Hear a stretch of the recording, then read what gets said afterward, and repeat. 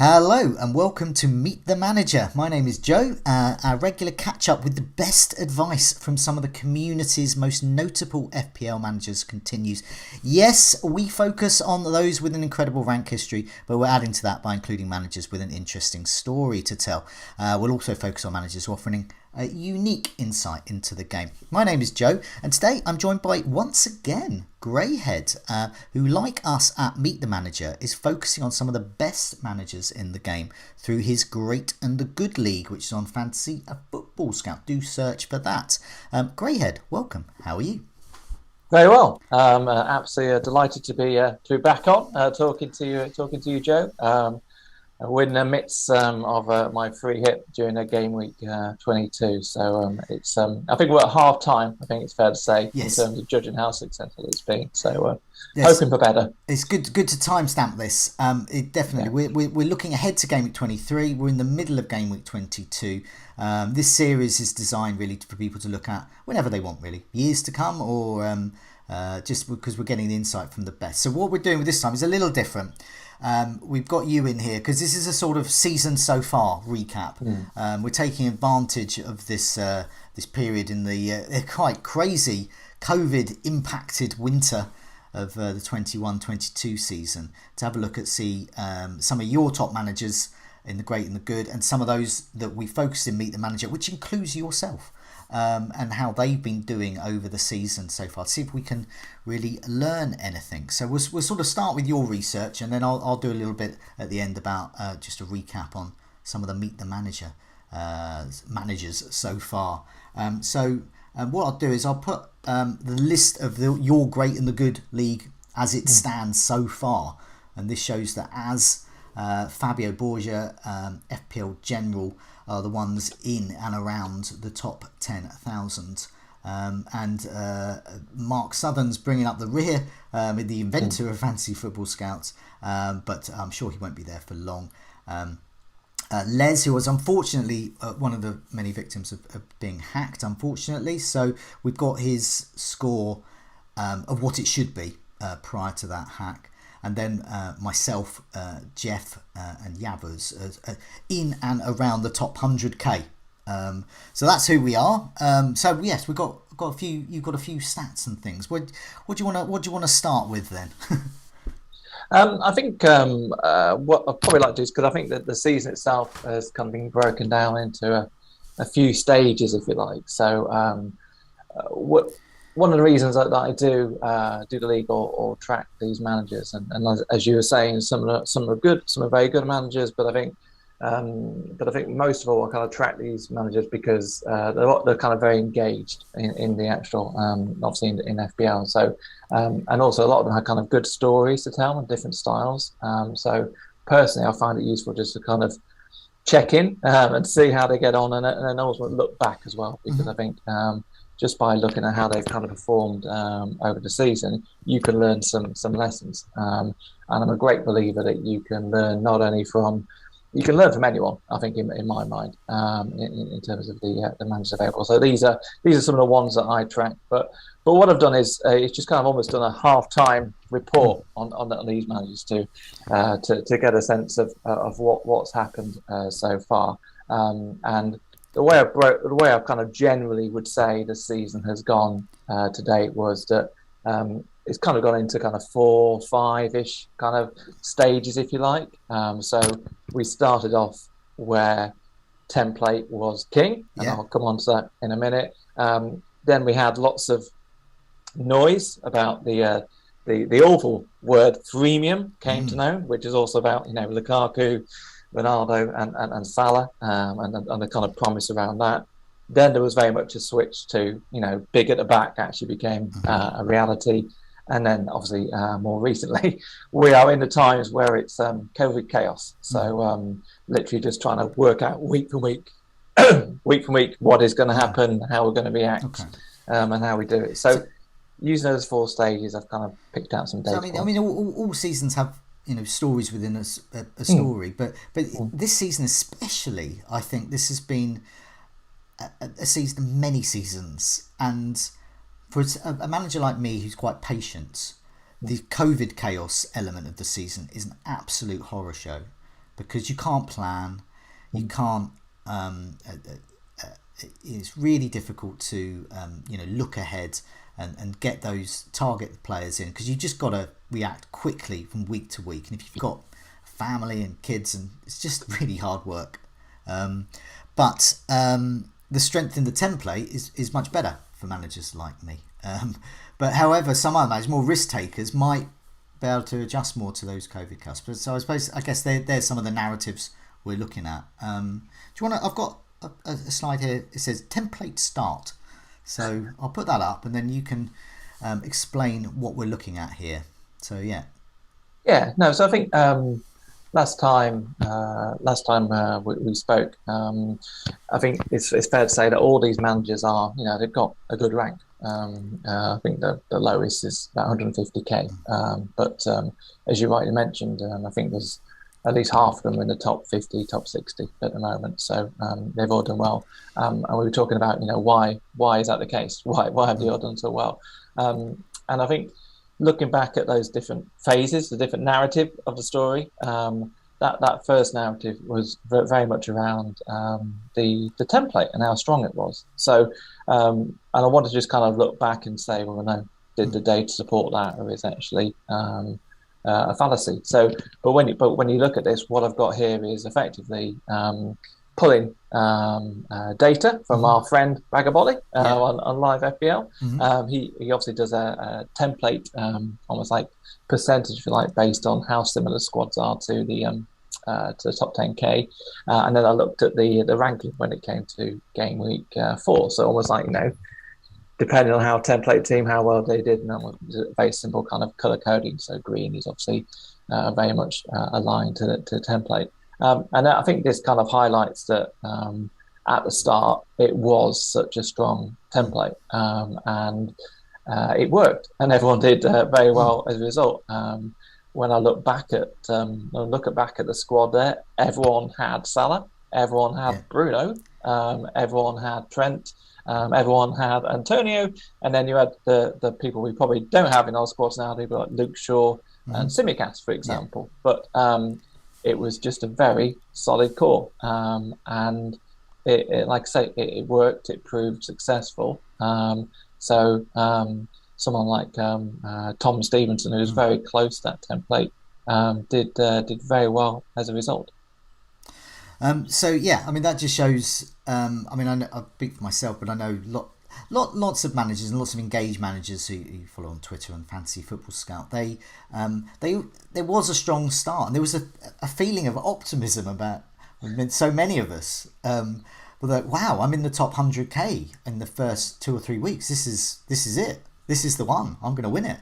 And then gradually, reality and the various narratives you've been talking about, those 4 or 5 narratives suddenly came into play, and we've had to play different games. So I mean, one of those things that's changed was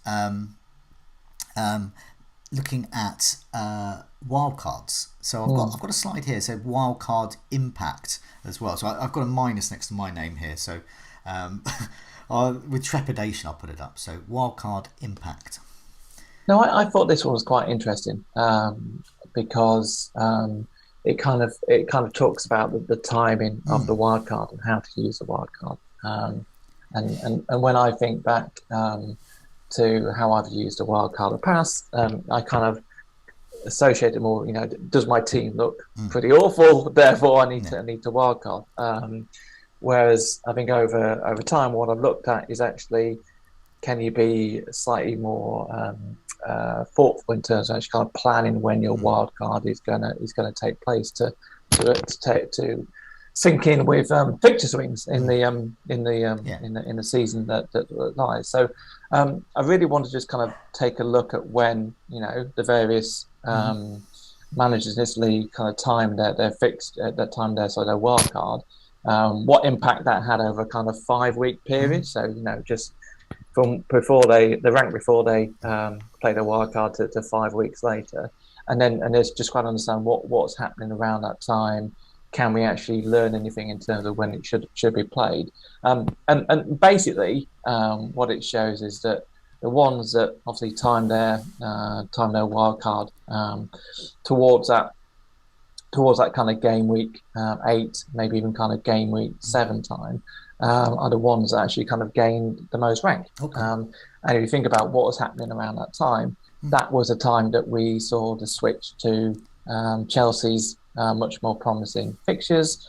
We saw City improve, and that was the time that there was that almost like that move to investing in your defensive players. So that's when, now we've got almost like we're in a place where everyone's got Trent, everyone's got Cancelo, and then probably kind of another Chelsea or another City defender. So that was the time when that sort of started. So these guys who wildcarded then could just get onto that quick, whereas those who perhaps wildcarded before were having to use transfers and hits to get to that if they wanted, and those who hadn't wildcarded yet at all, obviously similar thing. Yeah, absolutely. So for me, it's just something to think about as I'm going to go forward in future seasons. Just, can I be more deliberate in terms of when I play that wild card rather than be reactive? Because I think by picking those times, I think that kind of that shows here anyway. It's certainly been successful this time round compared to when some of the other managers have played their wild card. I remember in times in the past with successful wildcards for myself and other people. I remember it's that key pivotal fixture swing, and it's particularly around Man City. I remember in times before doing that. So I think the lesson to learn here would be, if you see that fixture swing like we saw with Chelsea and Man City, go for that, and don't be afraid to wildcard into that, something that's going to last you on paper at least 4 to 5, 6 weeks or so. Absolutely. I think the timing of it was key, especially this year. I think the ones that did time their wildcard earlier this year, I get it, because I think it was trying to take advantage of that freemium we talked about, trying to get Ronaldo in, which obviously didn't kind of work out as well, but obviously successful. And then the ones that timed it later, obviously looking at kind of swings. I think it was going to be a swing towards United later on in that season, and also the mighty Brentford at the time as well. But I think for me, it's just something to consider when you're looking at your wild card. And I think we could also think about it even for this season. So when I'm looking at my wild card for this season, even in all the chaos, I think we could predict that, come game week 31 onwards, we're going to see plenty of doubles. So that's when you should be thinking about looking at your wild card there. Definitely. So, as we could see there, as FPL General, Fabio, Tom, and so far did very well with their game week 8. I mean, all of those are positive in different degrees, and it shows. I mean, to speak for myself, there as one of the game week 4 people. Yes, I went down there. I'm back up again, and I think I got up to about 60k at some point as well. Yeah. But what you were saying, if I'd have perhaps waited, and game week 8, I could have been higher, and that's something, a lesson for perhaps all of those watching and listening who perhaps wildcarded in game week 4. The game week 10 wildcard. It's just Matthew and Mark there. They haven't done well from that. So what was the problem with that one? I think they obviously they left it too late, effectively. So when I look at what they did in those wildcards, the actual moves they made were fairly minimum, if you like. And it was actually bringing in.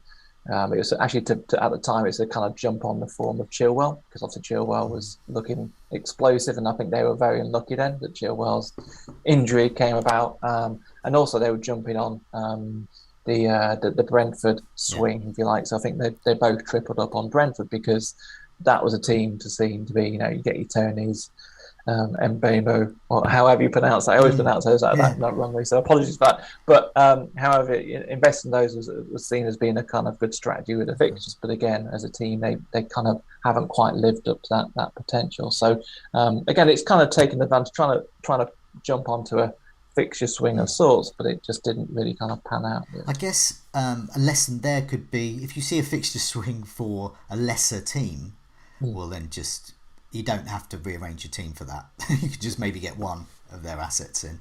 But for those like Chelsea and City, Liverpool, I guess as well, these will be the ones to target. Yeah, I found that interesting there. Next slide. Formation. So this is the sort of the story of the season so far in terms of what everyone's how they're lining up. Whether it's 3-4-3 or big at the back. So yeah, take us through what's been happening here with formation with these managers. Well, yeah, certainly over the last few seasons, ever since I've been following them or writing the articles on team. The preferred formation has always been 3-4-3. Mm-hmm. There's been some slight variation towards 3-5-2, but it's always been. There's also felt like a comfort blanket, if you like, to go back to 3-4-3 has been the way forward. But absolutely, in terms of this season, you can see that the investment has swung to move towards that four. There's four defensive players, and I think again going back to being flexible in your approach, being able to kind of read the room, if you like, in terms of how the season is going. Those managers who have kind of moved early to that kind of 3-4 at the back have kind of prospered. Certainly, I think from about the kind of the game week 13, 14, 15, that type of time, the likes of Fabio and FPL General have done well. And if just picking on Fabio for a bit, so in terms of the way he's invested it, he's very much kind of stuck with having two City defenders in his team, Trent as well, and then he kind of brought in James around that time, and then has kind of recently swapped him out. But my point here is again that kind of the flexibility. So I think on the last discussion we had, we were talking about, do you have preferred formation? I think to answer your question again would be, I think it's just you have to be flexible. You have to go with where the value is at any point in a season. I think the ability to flex is kind of reflected here as well. I mean, I think with the COVID section of this season, I imagine many other managers, I've tried not to have any. I've tried to have all players that I can play. I mean, unfortunately, I like many others maybe still have Livramento, who is injured, but nevertheless, the attempt there is to try and get as many, because each week I don't know what formation is best at the moment. So you can see here, game weeks 13 to 16, we suddenly had this 5-3-2, and there was 11. Was that 11 times was that's been used during that time, and then 4-4-2. Interestingly, in the current COVID section, 27 times, absolute runaway formation, and I guess that shows that it's sort of in the middle, isn't it? People are capable of doing 3-4-3, capable of 5 at the back, but they're sort of plumping for 4-4-2. It's a bit of everything, bit of defenders, bit of midfield, still getting some attackers in there, and 3-4-3 from game weeks 1 to 4, 36 times, and then just twice it's just gone.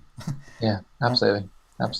No, and I think it's like you say, there's a combination of terms of investing where the value is in the big at the back, but also, as you rightly said, kind of COVID. Yeah. So I think a look at a lot of what the managers have done is they can't afford to have that that 4.0 defender that doesn't play, and so actually having a kind of strong squad and actually having defensive players who will play has meant that it's kind of switched towards that. So Livramento, until his injury, was a gift this season because we knew he was going to play. But even going up beyond that, we still made sure if it wasn't an extra City or Chelsea defender to double at the back, you had someone like Ben White, who, well, fixtures permitting, was normally meant to play as well. So I think there's been certainly, as we've hit the kind of the turmoil of the fixtures and rearrangements, it's become even more important to make sure you've got 15 playing players, really. It just occurred to me, in terms of narrative, when the Liverpool attackers like Salah and Mane return from AFCON, in fact all the AFCON players return, Chelsea eventually returned from the Club World Championship. COVID eases, hopefully, as we get into warmer weather. What's the next narrative going to be? Do you think it will return back? Everyone will have 3-4-3 again, and Captain Salah? I think we probably will see a shift back towards 3-4-3. It's very much I think the next phase for me will be everyone is hopefully making plans for getting Salah back in. That's the kind of the next piece. And then Yeah. I think also being prepared to take hits during what is going to continue to be obviously reschedules and chaos for the next few weeks.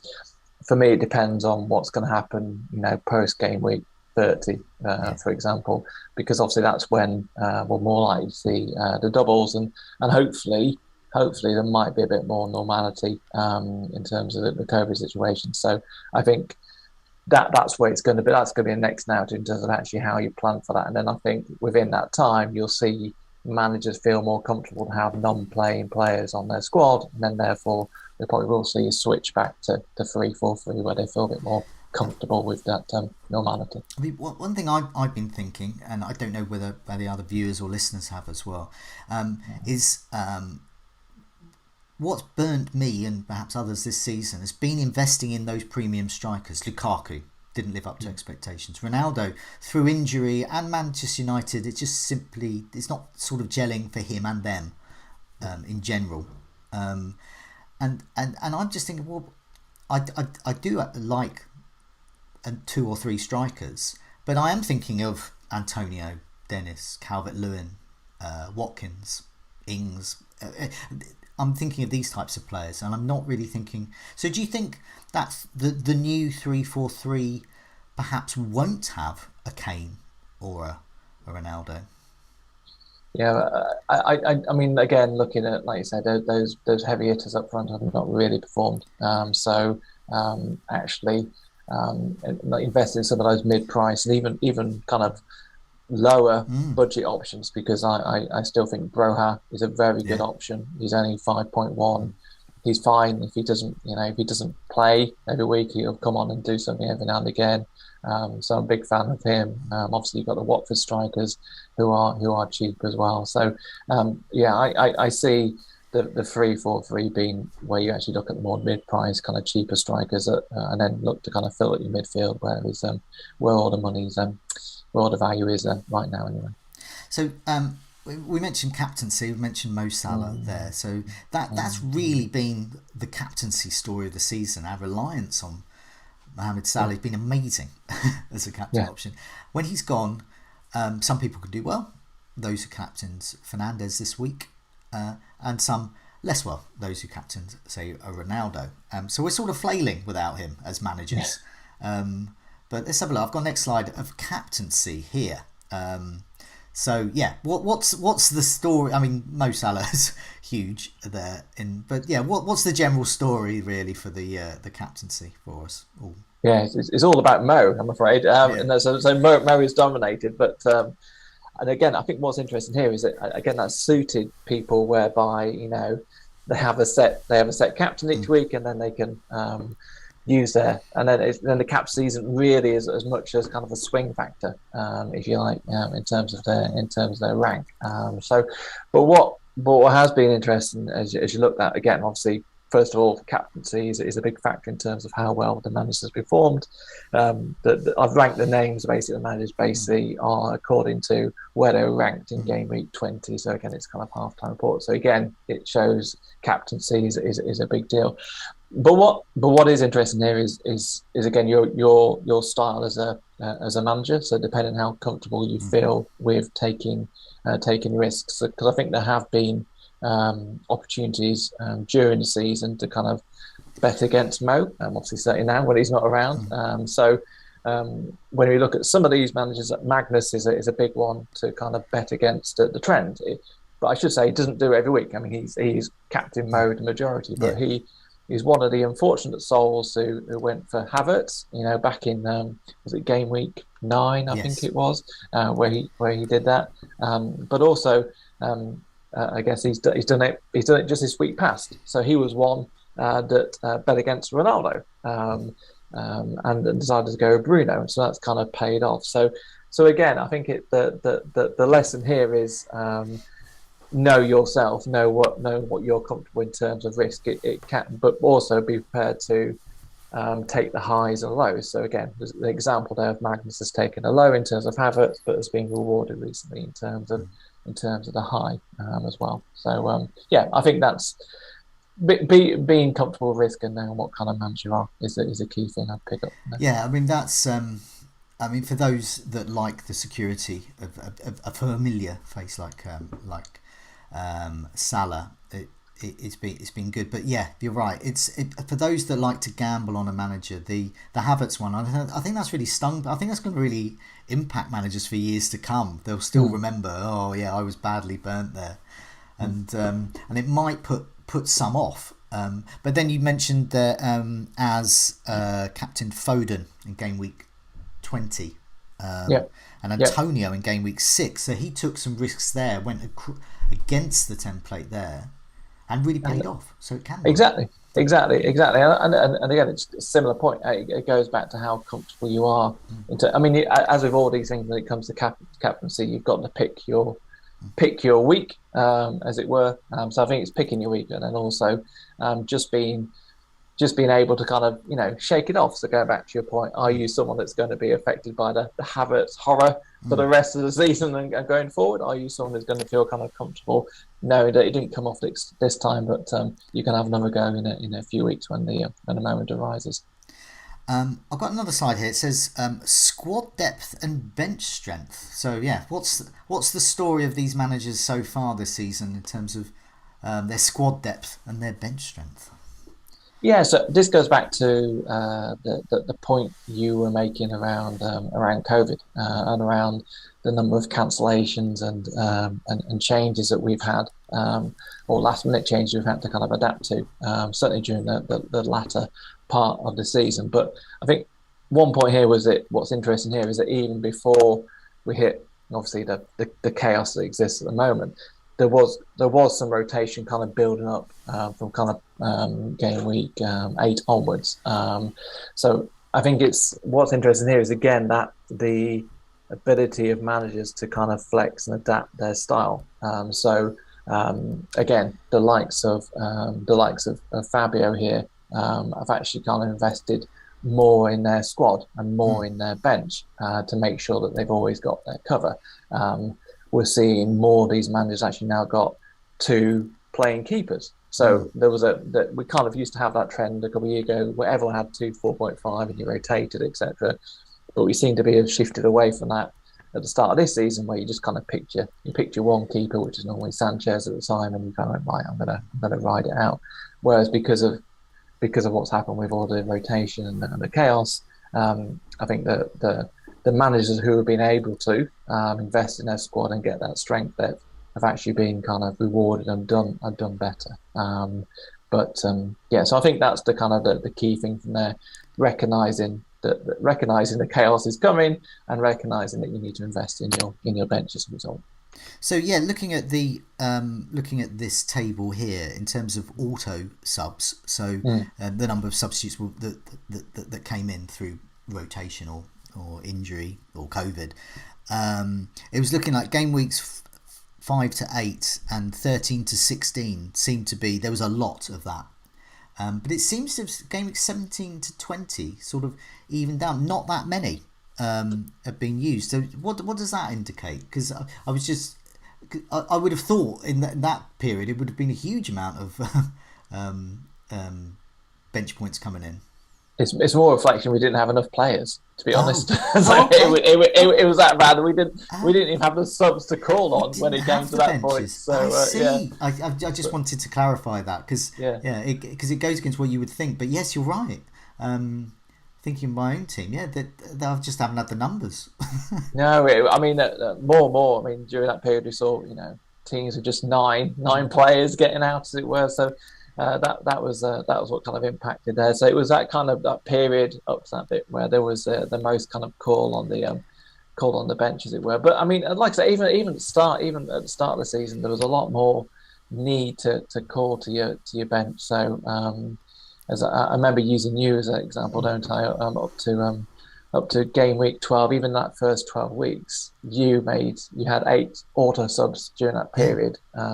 Compared to last season, where you'd made kind of 1 or 2 auto subs have come on. So I think as we go into the fact that we have the bigger teams where we naturally kind of invest our times do tend to rotate more, I think it does mean that you are going to have to naturally kind of always make sure you've got more of that squad. So certainly we're in a time where I think having these kind of two playing subs is key, really. And I guess the total auto sub points, that's key as well, because the players you've got on the bench that are coming in, that are being subbed in, aren't your 1 and 2 point ones. It's the ones that could get an assist or a goal. It could be the odd 6 or 7 points here and there. Yeah, absolutely. I mean, again, just to use Fabio as an example. So it's a bit of an extreme example, but in game week 20, his bench was Bowen, which he actually regrets because he got a double-digit haul that week, but also had Pookie and also Ben White as well. So 3 players who aren't bad, but they were actually on his bench that week. So it's a bit of an extreme point, but you can't get away with just fodder, I'm afraid. Not many or none have used their bench boost yet. No.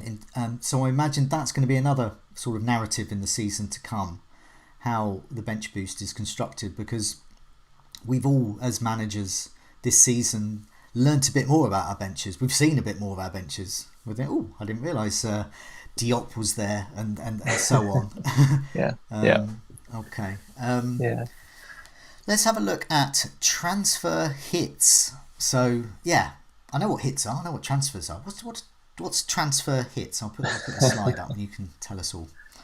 Yeah, no, it's basically kind of effectively kind of hits, as it were, or that they've taken over the season. And again, it's a similar story really, whereby people have had to adapt their style. So going back to what we were saying at the start, I'm very similar to you. I don't like taking hits. I'm a very cautious manager. I should probably be not quite as cautious as I am. So. But all the managers you can see here is, as the season has gone on, have just had to feel comfortable. It's quite taking striking, hits. isn't it? It is absolutely. I mean, it's almost like every week now. I think pretty much all managers are going on a -4 just to make sure that they've got a starting 11. And you just have to feel, comfortable with it. I can't remember the last time I didn't take a hit to field 11. And you just have to, but they're here. So for those listening to the podcast version, basically what this slide is showing in terms of transfer hits is that there's not many early on, the odd -4, the occasional -8, and then when you look at game week 17 to 20, well, I'm on -28 in terms of points, so I've taken 7. Others are on -20, -24, and so on. So that's the picture we're looking at there. This shows the impact that COVID has had on this particular narrative. I think so, and also for me, kind of hopefully it illustrates that. Again, we shouldn't really class managers as being kind of maverick and dullard when it comes to the hits, as it were. I think for me, it's all about when is it right for your team to take hits, and when is it going to make sense. So obviously, right now it makes sense to get out playing a full playing 11. But even before then, when I look at some of the hits that were taken, so FPL Matthew, who's a very cautious manager by trade, he took quite a lot. He took a -8 towards the start of the season, but it was for a long-term benefit in terms of, he allowed him to bring in he brought in kind of Ronaldo at the time, and he's also able to bring in Livramento and Jota, etc. So I guess my overall point here is don't try and get boxed into either being a cautious manager or not. Really, you have to kind of flex it and be ready to do what you need to do to get your team in the right state. You've got to mix it up, and this season in particular here. So I've got some stats about the 10 managers or so that I've interviewed for Meet the Manager here. So it's not so comprehensive. One is that I don't want to repeat exactly the same things. 2 is I'm really lazy. so I haven't done as much, but I've done a bit, and hopefully this will add to the discussion about the season so far. 4 seasoned, engaged and good managers, great and good managers. This is just some simple stats I gathered just in general about the managers. on Meet the Manager. Do have a look on the channel. We've got a separate section with Meet the Manager. Do have a look, cast them out, because they're all different, including yourselves, and all in different, all got different strategies, and they've had to deploy different strategies. So the formation so far, on the whole, that has been used has been 3-4-3 and 4-4-2, which tallies what you were saying.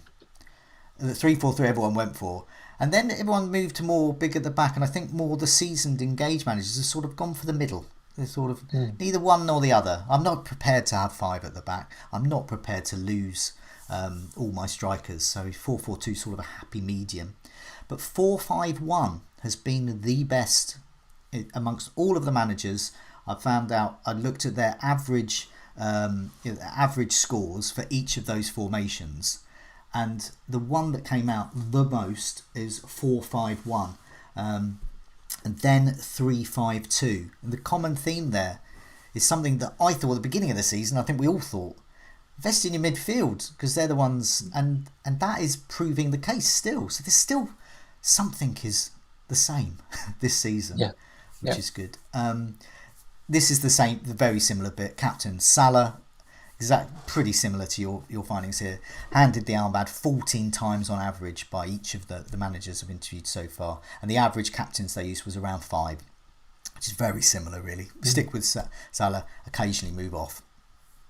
In terms of ranks, this, including yourself, the ones we picked from Meet the Manager so far, doing really well. The average is 58,702. This was going into Gameweek 22. It could be even higher now.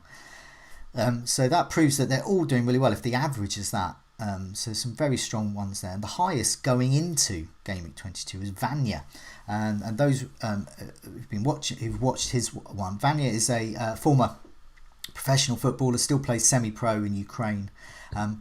His interesting insight into the game was looking at players and saying, I know what's going through their head, or why is that player not scoring? Why is that player scoring? He knows what's happening on the pitch much more than, but he's also very good at FPL.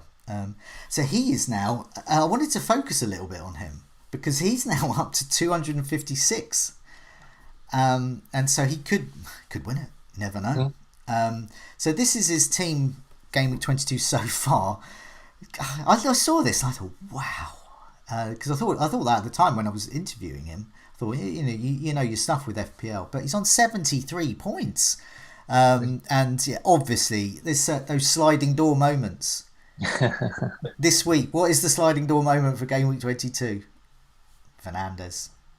Get Fernandes in and captain him, and that's what he did. So he's got 28 points from him, so he's on 73, game week rank of 33k so far. So far this is all could all change, but I wanted to just highlight him a little bit because I've got his season so far, and here we go. I put his Twitter address up there, winter_2_close, so do check him out. But his season so far typifies sort of what you've been talking about, really, about these sort of season of many narratives, and a manager like Vanya has hit all of them. He's got that template. So his overall rank at the start was 253,000 up to it was in the top 100k by game week 4. And then he timed his wildcard really well.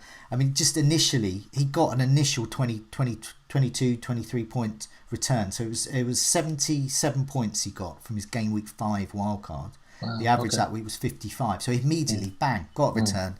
And it showed. And it propelled him up from within that, if you're taking that 5-week window. So he went from 17, well, he went right up to 18k. And then within that time, he was well into the top 5k suddenly with the use of that wild card. And then he free hit in game week 19. So this has been another thing. We get another free hit this season. Yeah. I actually gained with my one, but I gained from a very low base because I hardly had any players. So naturally, I would have done better. But Vanya's done really well with his game week 19. And that propelled him from just in time the top 1,000 to inside the top 500. So he's been in and around there ever since. So yeah, I think the free hit's an interesting one because, like you say, we've all been given a second one. So I mean, I think, and again, when I look at some of the managers in the ones that I track, I mean, some of them have already played it earlier on. Some of it has still got to go as well. So I think that could be another decisive moment yet. Unfortunately, I'm not really the soothsayer to say when it's going to be most effective to play that chip. But already some of them very well out of it. So.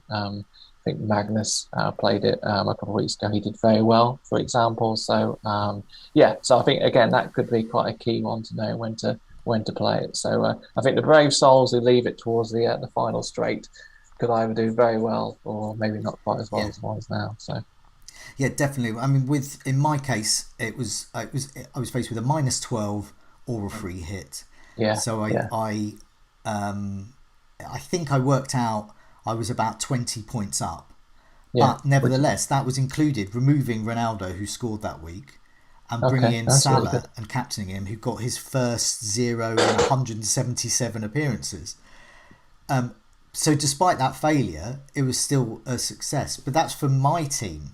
But other teams, like for example Vanya, they've used it much more aggressively. They've been okay, but then they've used it to take the plunge. No, absolutely. And I think also another interesting point you mentioned there was just he's someone who understands how footballers think. And I do think there is something in that. So as I said, I mean, some of the people I track are people who are kind of well-known engaged managers, but there's obviously other people that I talk to and various kind of, as you're aware, I run or help run the community tournament, and that's allowed me to speak to various people. And there's one on there, Geordie, who's a current footballer, and he gives a completely different perspective to some of the other players. I've got someone else as part of that group who's very, very new to FPL, so Tom. But again, it's a different perspective. So I think if anything, all this kind of proves that there's different views are helpful as you look to kind of build your own team and build your own style as well. I mean, I think this week with the example of Vanya with Fernandez, exactly that point you were talking about knowing players. So we could all see that Fernandez and Ronaldo's not sort of working for Manchester United. But I think other people had seen in the matches without Ronaldo where Fernandez has played something that's not shown up in the stats, and it hasn't really shown up in output in terms of goals and assists. But what has shown up is maybe it's an expression on his face, maybe it's a body language. But what people have noticed is how he, as a player, looks like he's thriving on the pitch without Ronaldo, and people have picked up on that and taken a gamble this week because stats-wise, I think he had 2 shots, 2 goals, 1 chance. That's but it's something that we can't quantify. It's he's obviously enjoying playing without Ronaldo, and there's also a degree of luck and fortune, obviously. Because I'm sure many will point out that first shot was not guaranteed to go in until Martinez did what he did. But it's there is definitely a degree of a kind of fortune in all these things as well. But yeah, I mean, and I think the other thing is it's again another thing this season has been. Just by being more engaged as managers, I think it feels quite tough for everyone at the moment, especially for the ones that feel that we like to plan. I don't like it, but just if we could just kind of get through this, just by the fact that we are engaged and we do happen to know, or we can make an educated guess that the North London derby is going to get called off, or people send you Instagram pictures of Ronaldo at various airports and so forth. It kind of just by being engaged, I think our ranks will be. We'll get through it, put it that way, and then it will allow us to strike as it gets later on in the season. I definitely want the season to I want to get through it. To end. To end. But I just want to get through it, it's a tough one. But just finally, just want to mention, obviously we spoke about Vanya, it's all of what I've learnt from the managers. Everyone I've spoken to, including yourself, we've all learnt, I've learnt something, and hopefully the viewers and listeners have as well. We've mentioned about Vanya, it's his knowledge of players. He can see those expressions on their face, the body language. And the first time he was talking about there, it was Mbomo at Brentford kept hitting the bar. Some FPL managers would look at that and go, he's going to score soon. Vanya looked at that and went, I'm not touching him, I'm not going near him. because he said if a player keeps doing that, there's something up. And I guess he's just simply not as accurate. And he was speaking in terms of being a player, a midfielder on the pitch, looking at a guy up front hitting the bar every week. Dave, we had on the Meet the Manager as well, set up a family league for managers and their sons and daughters. So it's a family, and so it was something I've spoken about on the Scoutcast. It was that feeling of sort of being. You can use FPL with your family. You needn't be separated, looking at your phone. Oh, who got the assist? And you can bring your family into that if they're into football as well. And so it's got loads of examples of dads there and mums with. I think it's just dads at the moment, so hopefully it's going to be mums as well. And their children playing it, and rivalry and beating the parents, which is good.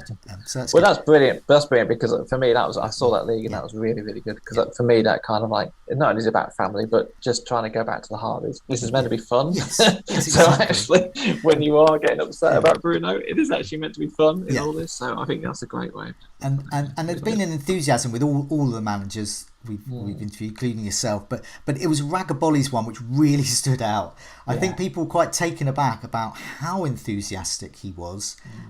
He is an MIT professor in America, and somehow he is for free creating a massively well-known and well-used website in livefpl.net, which has transformed how we think about the game, our understanding of FPL. And he's just simply doing that in his spare time. I struggle to make a cup of tea in my spare time, but he's created a massive, popular website. But it was his enthusiasm, his massive enthusiasm for the game. I was starting to feel a bit down about the game. You were talking about the lack of planning, and I interviewed him. I came away from that going, nope, enthusiasm's back, because it's infectious enthusiasm. So and I love all the stuff he's done around that as well. I mean, I was someone who took part in his virtual FPL league. I don't know if you remember that. I do. Yeah, we spoke about that. Yeah. But the great thing about him is that he's I've often kind of asked him kind of questions on some of the data points as well, and he's an incredibly busy person, but he always seems to find a way of coming back and helping. Nice. So I just you can't help but be carried away with that level of enthusiasm for it. Before we go, we're going to wrap up with looking ahead to Gameweek 23, and I'm going to hesitantly say this. We've got your bus team plus the fixtures. At the time of recording, there haven't been any double game weeks announced. Perhaps during the recording there have been. So there could be a double game week for Villa, possibly with Leeds or Burnley. Possibly, there might not be.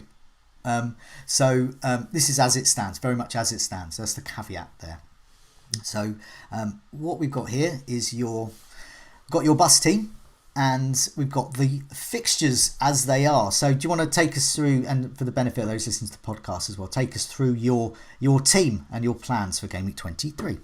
Yeah, sure. So just going through my team, I've got here in goal, and I've got Trent, Cancelo, and Diaz as well in the defence, three at the back, and then in midfield I've got Gundogan. He's still there. Gundogan is still there.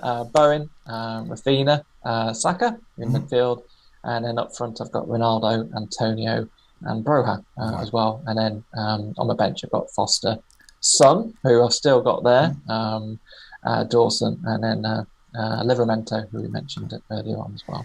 So the two things I'm going to ask is, say for example Villa do get a double game week. What are your plans there? Who would you like to bring in?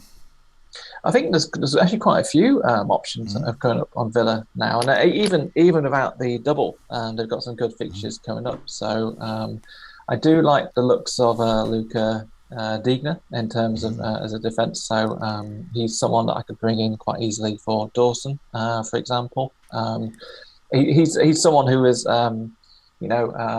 hurt me in the past, I think it's fair to say, but there's no doubt, certainly from what he's going to play a more obviously an advanced role. I think Gerrard's got a lot of kind of faith in that position and sees it being quite a creative position for his teams based on his previous work at Rangers. So he's someone I'm looking at. But then in midfield, I think there's some good options. I know everyone's been talking that you can look at. I like Buendia actually. Buendia is the one that's kind of I think not mentioned as much. I thought he looked very good against United, and I think he's benefiting and becoming that player that we all hoped he was going to be at the start of the season. So he's someone that I could look to bring in as well.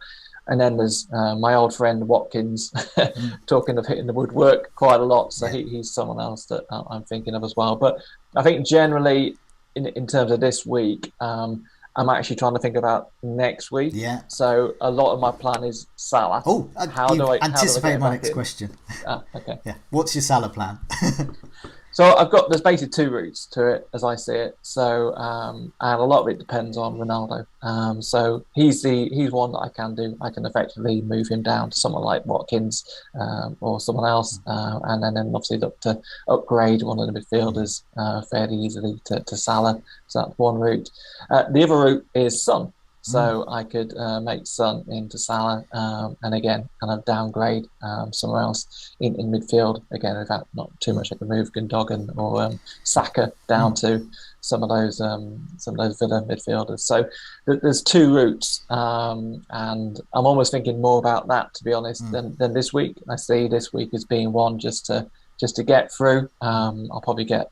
I'm already set myself up for kind of either small red, grey type week. I'm not looking at it as being a big week. But again, if that's without the double, if the double gets announced, then I'll take a hit to get a couple of Villa players. Yeah, I mean, I think I also got Ronaldo, and I don't have Salah, and I'm actually resigned to taking a hit. I don't mind with Salah because Salah was a player I'd be getting in for how many weeks have we got left?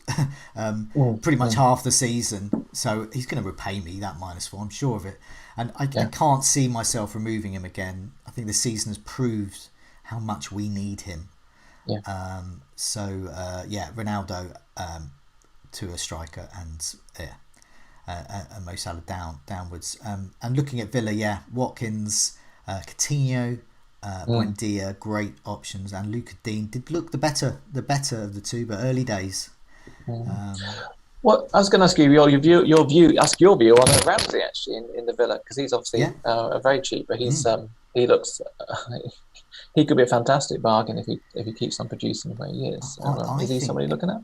He is. The thing is, I don't need to because I've got about 3 million in the bank. Okay. So I'm looking at players like upgrading Livramento to Luca Dean, upgrading a midfielder, maybe Gallagher. Maybe it's time he went. Well, I don't know. He's done me well as well, so I might keep him. But if I was in the mind for a midfield, I would do that. And then the following week, I've got the money, Ronaldo and someone. So I think there are lots of options. But I think if you haven't got the money to stretch to Coutinho or Buendia, then Ramsey's great. It's really great value. He could be the best value anyway. I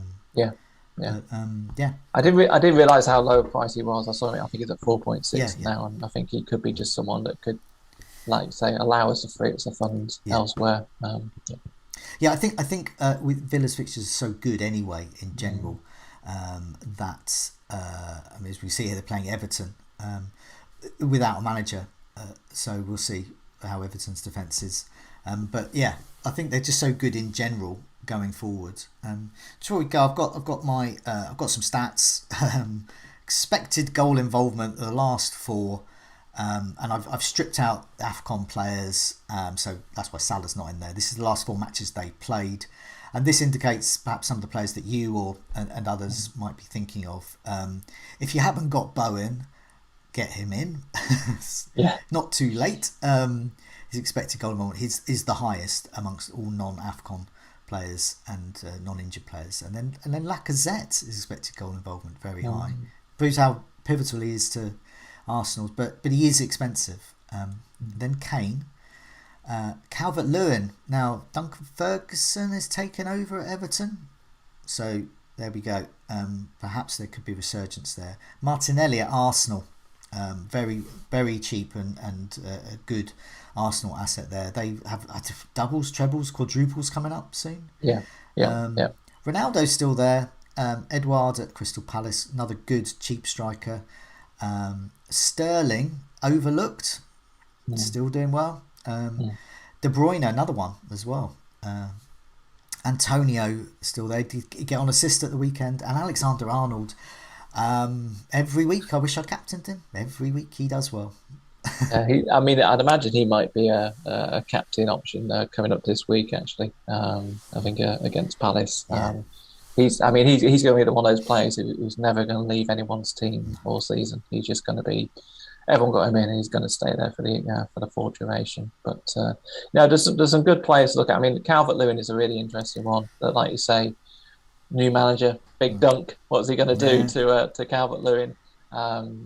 It depends how quickly he can kind of get back. Is he going to get back to that kind of injury, past that injury, and really look like the force he was previously? But he's someone that I think could be good. And also the other player that's not on here, but I think could be good, and very much depending on whether or not he can ever come back from injury, is Bamford. I think if Bamford can get back from that injury, then he might become a factor, certainly as we go towards the end of the season as well. So definitely. Plenty of choice.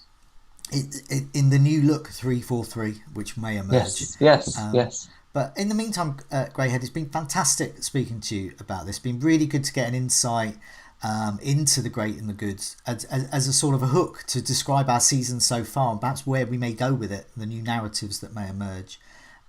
It's also been a good chance for me to reflect a bit on the Meet the Managers series so far. We've got plenty more interesting managers to come for the rest of the season, but it's been a good chance to sort of catch up and find out where we are with them, and especially players like you. I mean, you're doing particularly well. Whereabouts are you in the rankings at the moment?